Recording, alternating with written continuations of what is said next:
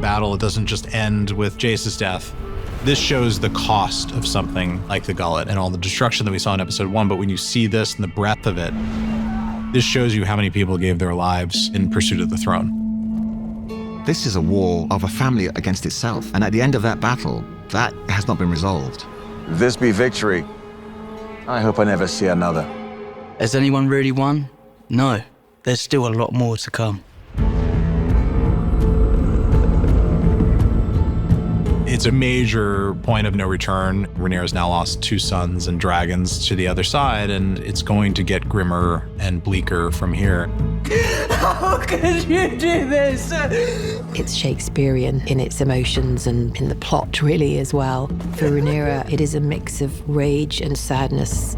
She was denied a mother's right to place herself in the line of danger and protect her child. So those early mechanisms of grief played super loud for me. The denial, the bargaining. And those things create a sort of unsquarable circle, right? A replaying of like an alternate reality where this is not the outcome.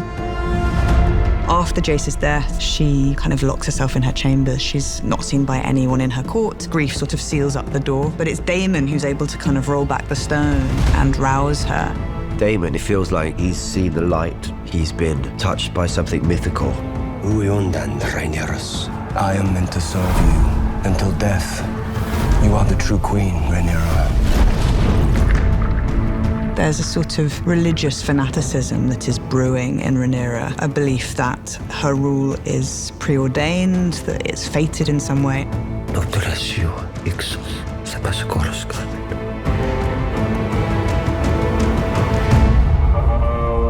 Rhaenyra's vengeance requires Daemon's violence. Grief affords Rhaenyra a kind of nihilism that's quite helpful in the face of danger. And carrying Jace's sword at her side gives her strength. It's a real shift, I think, for the character when she gets this sword. But it's just like, at what cost? You know, what did she have to pay to have this? You will need this, I think. Remember which one of us has been faithful. It's really interesting, the relationship between Daemon and Mysaria, because they both have a desire for power to be wielded in the correct way and in a way that supersedes the jealousies that they have.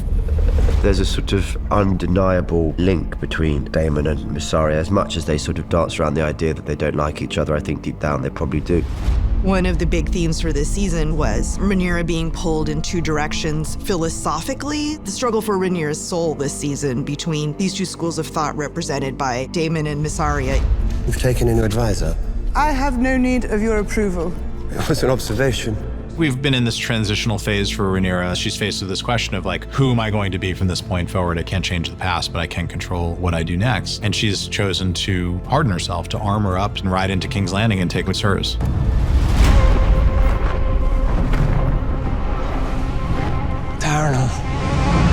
I think Aemond and Daemon, they're very much dichotomies of each other. The experiences that they share at Harrenhal is because they are so similar.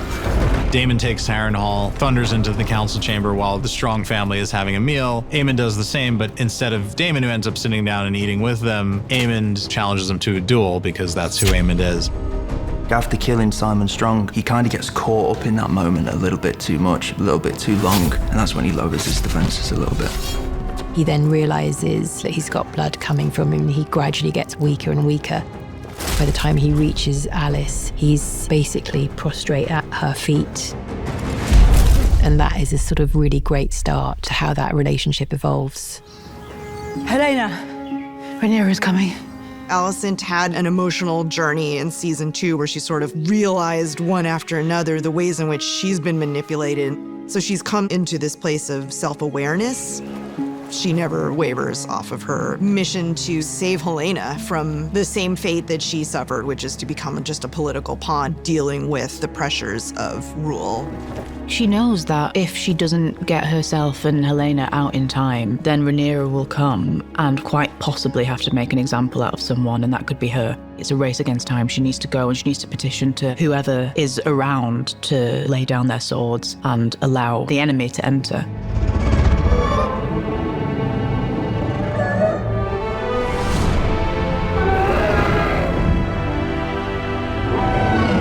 With Matt, we spoke a lot about movement as kind of one animal, allowing that shared DNA to synchronize their movement and their energy so that they're this like force, this blowing wind that rushes into the castle.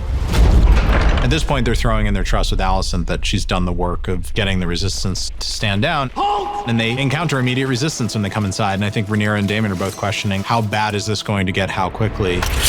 There's this moment of suspense when the Gold Cloaks walk into the Great Hall and you're not sure whether they're here to kill Daemon or support them in this coup. And as we find out, they're there to support Daemon because they're old friends. The City Watch remembers our commander, Daemon Targaryen, and Queen Rhaenyra, the one true heir to the Iron Throne. It's deeply satisfying to see them make Thorne drop his sword and the rest of the High Tower guards stand down. It's your throne, my queen. Not yet. Bring Aegon, the usurper, to me! The Gullet doesn't just end with the battle at the end of episode 1. Now you have all these crazed Triarchy pirates who come ashore and they're just running amok through King's Landing.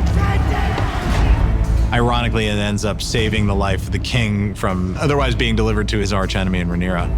Aegon has fled, but our old friend can stand in his place. If you wish to rule, show them you do not waver. I don't know if I can.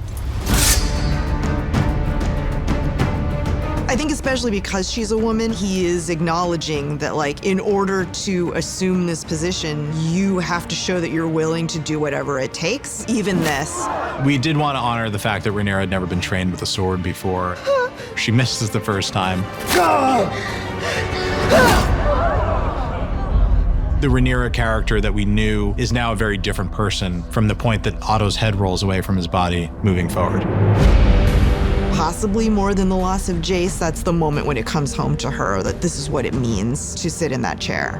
I've had to wait, and an audience has had to wait 3 seasons for this moment of ascension.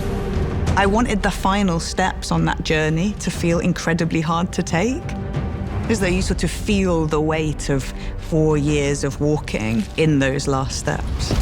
Rhaenyra actually tracks through Otto's blood on her way to the throne, which we just loved, and you get this iconic shot, the reflection of the throne waiting for Rhaenyra as she climbs it in Otto's blood, which is just delightful. It's like a Caravaggio moment. It's like a chef's kiss thing. The series until now has been driving towards this moment. It's this glorious prophecy, and it's the moment everything comes true. Seeing the shift in Rhaenyra's face and whole body as she sees Alicent, this breaks something in her. From this scene onwards, Rhaenyra changes in a way that she doesn't really even completely understand at that moment.